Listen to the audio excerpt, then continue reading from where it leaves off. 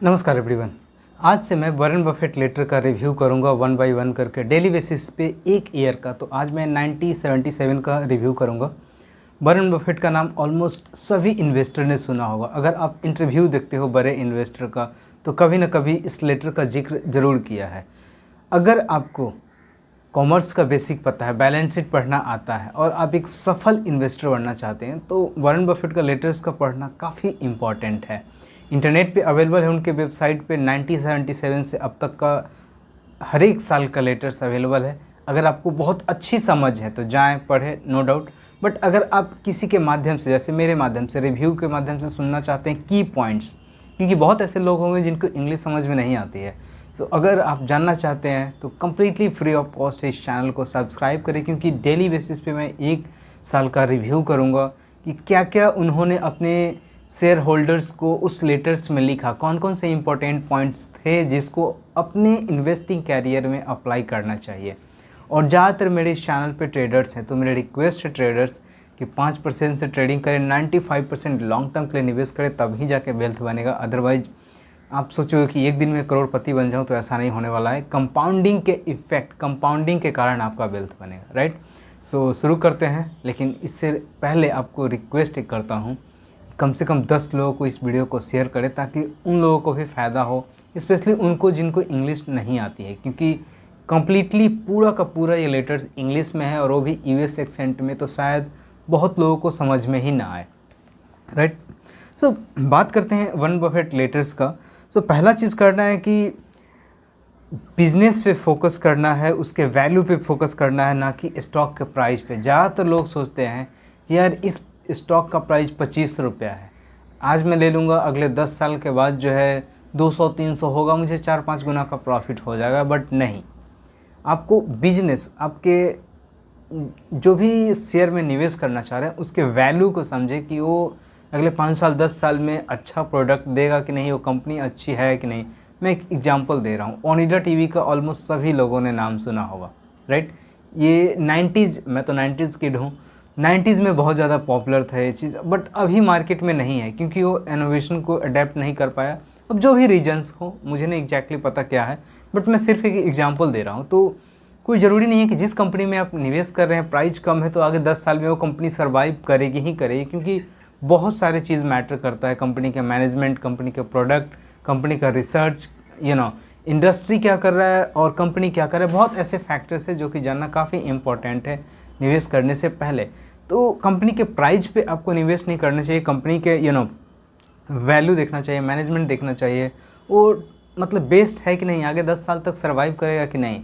अभी जैसे top sector की मैं बात करूँ, हालांकि डिफरेंट अलग अलग सेक्टर है, जैसे real estate, IT, pharmaceutical, EV का मुझे ऐसा लग रहा है कि आने वाले 10 साल में काफ़ी ज़्यादा बूम होने वाला है। इवन मतलब ग्रोथ है, रीज़न है क्योंकि ऑयल के कारण आपने देखा होगा स्टेट ऑफ हॉर्मोज में कितना इश्यूज हुए और ऑलमोस्ट सभी देश ने जो है ऑयल का प्राइस बढ़ाया और इफ़ेक्ट रहे हैं उससे। सो आने वाले टाइम में सब लोग जो है ईवी पे शिफ्ट करेंगे और इसका ग्रोथ बहुत ज़्यादा है। हालांकि मैं रिकमेंड नहीं कर रहा हूँ इन्वेस्टमेंट के लिए, इसमें मैं जस्ट अपना थॉट्स बता रहा हूँ, उसको रिसर्च करें उसके बाद ही आप देखें, राइट। सो अब क्या क्या चीज़ आपको देखना पड़ेगा अगर किसी कंपनी के वैल्यू फाइंड आउट करना चाहते हो तो क्या उसमें हाई क्वालिटी बिजनेस है कि नहीं। अब हाई क्वालिटी बिजनेस का मतलब हो गया कि वो लाइक रिसर्च पे कितना खर्च कर रहा है, उसके मैनेजमेंट कैसा है, उसका प्रोडक्ट कैसा है, उसका पेटेंट कैसा है, आने वाले टाइम में क्या वो मार्केट में रहेगा या मार्केट से आउट हो जाएगा, इन सारी चीज़ को देखना है। और एक सर्टेन पीरियड ऑफ टाइम में वो अर्न कर रहा है कि नहीं, लॉस मेकिंग कंपनी में नहीं लगाना चाहिए। अब जैसे अभी कुछ स्टार्टअप्स आए हैं मार्केट में जो कि लॉस मेकिंग में है, तो वो चीज़ मार्केट को एक्वायर कर रहे हैं और मार्केट जब एक्वायर कर लेंगे तब प्रॉफिटेबल बनेंगे, राइट। तो वो थोड़े सा वो 0.1 0.2% उस तरह की कंपनी होती है, तो उसको थोड़ा साइड करें। बट एक लगातार कंपनी अगर प्रॉफिट कर रही है, उनका ग्रोथ जो है अप डायरेक्शन में धीरे धीरे जा रहा है, तो आने वाले 10-15 साल में अच्छा प्रॉफिट करके देगी। और क्या वो रीज़नेबल प्राइस पे अवेलेबल है या नहीं। वॉरेन बफेट साहब बोलते हैं कि क्या वो जिस स्टॉक में आप निवेश करना चाह रहे हो क्या वो रीज़नेबल प्राइस में अवेलेबल है। अब जैसे मैं ये शर्ट पहना हूँ, मार्केट में 500 में अवेलेबल है, बट मुझे वही चीज़ जो है मार्केट में 1500-1000 रुपये की मिल रही, तो क्या मुझे लेना चाहिए?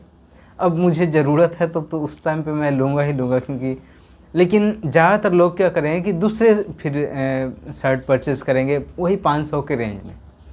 तो आपको जो भी स्टॉक आप चूज़ कर रहे हैं उस चीज़ को देखें कि उसका वैल्यू कितना है, क्या वो चीप प्राइस पे मिल रहा है।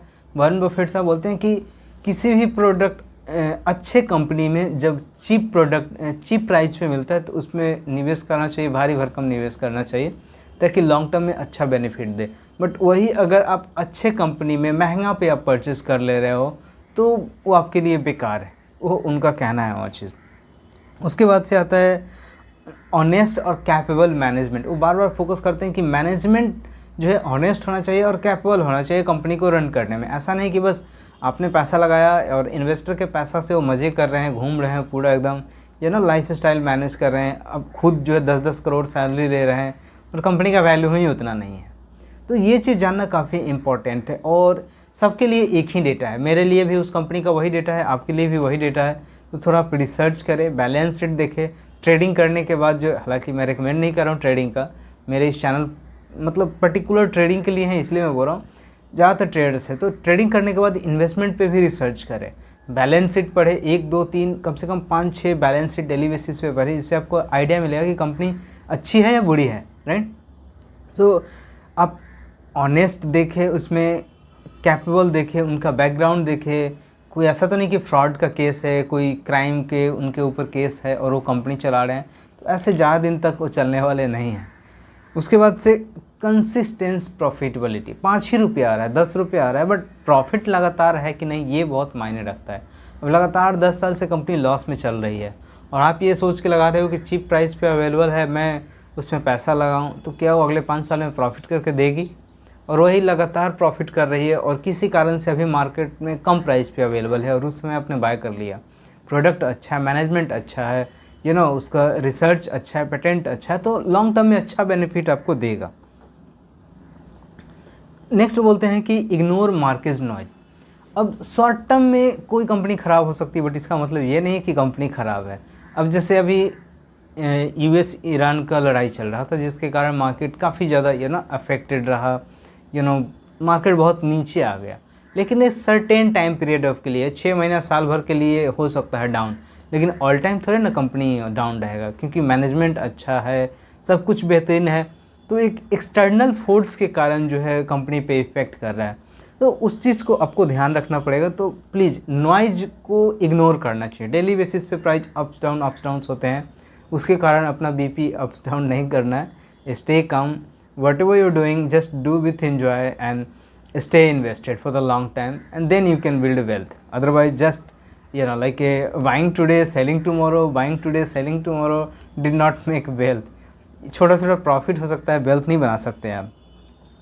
पेशेंस रखना पड़ेगा और बिल्कुल शॉर्ट टर्म मार्केट सेंटीमेंट को इग्नोर करना पड़ेगा। शॉर्ट टर्म मार्केट सेंटीमेंट किसी न्यूज़ के कारण हो सकता है, किसी एक्सटर्नल फोर्स के कारण हो सकता है, बट इंटरनल इश्यूज़ के कारण, कंपनी के कारण अगर कुछ प्रॉब्लम है उसको ध्यान में, रेड फ्लैग आप लगा सकते हो। बट एक्सटर्नल कारण से मार्केट सेंटीमेंट बिगड़ा है, उस पर हम आप कुछ नहीं कर सकते हैं।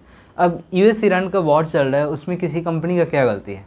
वो तो उन लोगों का प्रॉब्लम है, वो लोग अपना कर रहे हैं, राइट। अगर कंपनी का मैनेजमेंट कोई क्विट कर रहा है या कोई फ्रॉड हुआ है, कोई इस तरह के केसेस आ रहे हैं और उसके कारण जो है मार्केट जो है गिर रहा है, तब वो रेड फ्लैग है, क्योंकि वो कंपनी का इशू है। तो इस चीज़ का ध्यान रखेंगे। नेक्स्ट है, बार बार फोकस करते हैं लॉन्ग टर्म इन्वेस्टिंग के। आप एक अच्छा कंपनी का शेयर परचेज़ करें और लॉन्ग टर्म के लिए आप ये सोचें कि आपका वो बिज़नेस है, आप वो बिज़नेस कर रहे हैं, एक दिन में बंद नहीं करने वाले, लंबे समय तक के लिए। अब वहाँ पे कंपाउंडिंग का इफेक्ट दिखेगा। मैं एक एग्जांपल दे रहा हूँ, अगर आपका 24% CAGR आता है, कंपाउंड एनुअल ग्रोथ रेट, आपका इन्वेस्टमेंट पे 24% का अगर CAGR आता है, तो 3 साल में पैसा डबल। बट 24 ईजी नहीं है। इंडेक्स का रहता है 12 से 15, निफ्टी 50 का।